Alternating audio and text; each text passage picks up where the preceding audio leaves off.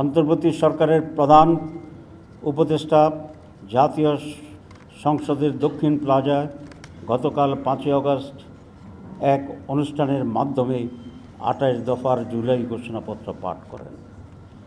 মাননীয় প্রধান উপদেষ্টার এই ঘোষণাপত্র ছিল একটি অপূর্ণাঙ্গ বিবৃতির মতো।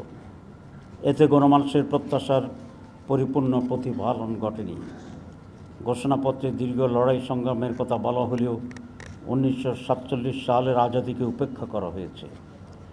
এতে পিলখানা হত্যাকাণ্ড, শাপলা হত্যাকাণ্ড, 28 অক্টোবরের হত্যাকাণ্ডের উল্লেখ নেই। জুলাই গণঅভ্যুত্থানের আলিম ওলামা, মাদ্রাসা শিক্ষক ও ছাত্র, প্রবাসী ও অনলাইন অ্যাক্টিভিস্টদের ভূমিকার কথা উল্লেখ নেই, যা ইতিহাসের প্রতি অবিচার ও অবহেলা ছাড়া আর কিছু নয়। জুলাই অভ্যুত্থানের টার্নিং পয়েন্ট ছিল 9 দফা, যা পরবর্তীতে 1 দফায় রূপান্তরিত হয়েছিল। সেই বিষয়টিও ঘোষণাপত্রে এড়িয়ে যাওয়া হয়েছে।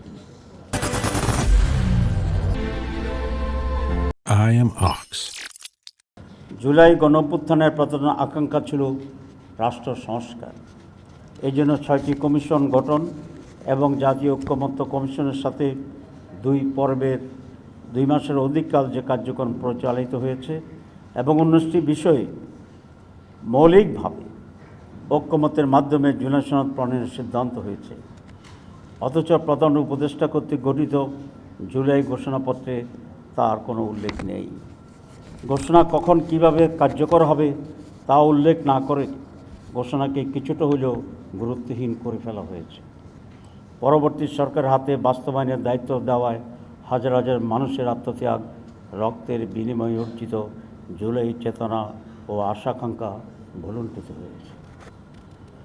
বাংলাদেশ জামাত ইসলামী গণঅভ্যুত্থান পরবর্তী সময় থেকে দেশে গণতান্ত্রিক শাসন ব্যবস্থা ফিরিয়ে আনা ও ইনসাফ ভিত্তিক দুর্নীতিমুক্ত সমাজ গঠনের লক্ষ্যে সংস্কার, গণহত্যার বিচার ও সুষ্ঠু নির্বাচনের দাবি জানিয়ে আসছে। সরকারের প্রধান উপদেষ্টাগত নির্বাচনের যে টাইমলাইন ছিল, জামাত শর্ত সাপেক্ষে এটাকে সমর্থন দিয়ে আসছে শুরু থেকে। আপনারা জানেন, আমাদের মাননীয় আমির জামাত অনেক আগ থেকেই নির্বাচন সম্পর্কে জামাতের স্ট্যান্ড পরিষ্কার করে বলেছে। বিশেষ করে 16 এপ্রিল 2025 সালে তিনি স্পষ্টভাবে সাংবাদিকদের সামনে ঘোষণা দিয়েছিলেন যে এই নির্বাচন রোজার আগে ফেব্রুয়ারি মাসে হতে পারলেই সবচেয়ে উত্তম হবে।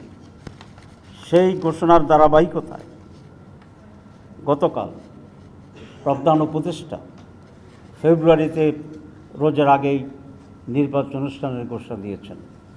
এটাকে আমরা ইতিবাচকভাবে দেখছি।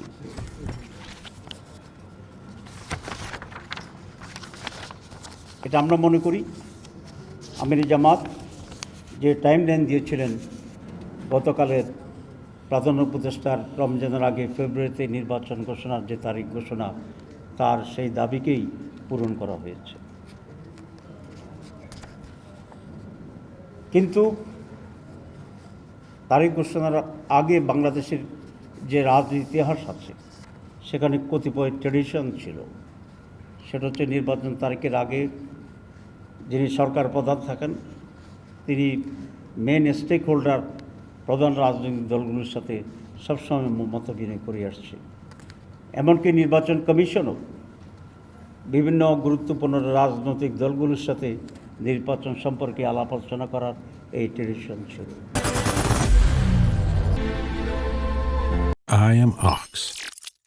আমরা আশা করি নির্বাচন কমিশন সেই ট্রেডিশন পূরণ করে রাজনৈতিক দলগুলোর সাথে আলোচনা করবেন। কিন্তু প্রধান উপদেষ্টা এই ঐতিহ্যকে ব্যত্যয় ঘটিয়ে কোনো বড় রাজনৈতিক দলগুলোর সাথে আলাপ আলোচনা না করে একতরফাভাবে এই ঘোষণা দিয়েছিলেন। এটা খুবই ভালো হতো তিনি রাজনৈতিক দলগুলোর সাথে আলাপ করে একটা কনফিডেন্স এনে যদি এই ঘোষণাটি দিতে পারতেন। প্রিয় সাংবাদিক বন্ধুগণ, জামাত ইসলামী একটি নির্বাচনমুখী দল। অতীতের সকল গ্রহণযোগ্য নির্বাচনে জামাত ইসলামের অংশগ্রহণ ও প্রতিনিধিত্ব ছিল, সংসদে প্রতিনিধিত্বও ছিল। সাদেশে জামাত ইসলামীর নির্বাচনের প্রস্তুতি চলছে।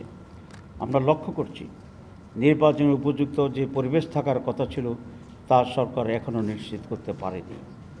এই জন্য প্রধান উপদেষ্টা ঘোষিত টাইমলাইন অনুযায়ী অবাধ, সুষ্ঠু, নিরপেক্ষ ও গ্রহণযোগ্য নির্বাচন করার জন্যেই জুলাই সনদের ভিত্তিতে আগামী নির্বাচনের ব্যবস্থা গ্রহণ করতে হবে।